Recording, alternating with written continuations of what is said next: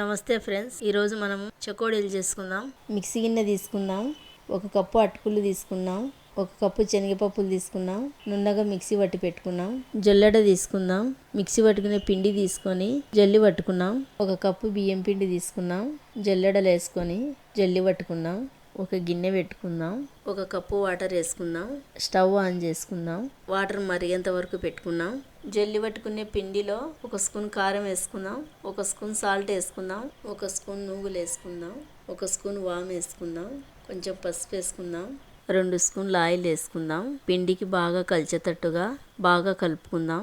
ఉడకబెట్టుకునే వాటర్ను తీసుకొని పిండిలో కొంచెం కొంచెం వేసుకొని 3 నిమిషాల వరకు కలుపుకుందాం. పిండిని తీసుకొని నేను చేసుకున్నట్టుగా రౌండ్గా చేసుకుందాం. ఆయిల్ పెట్టుకుందాం. ఆయిల్ వేడెక్కినాక చకోడీలు వేసుకుందాం. 2 నిమిషాల వరకు బాగా ఫ్రై చేసుకుందాం. చకోడీలను ఆయిల్లో నింటి తీసుకుందాం. మన చకోడీలు రెడీ అయిపోయినాయండి.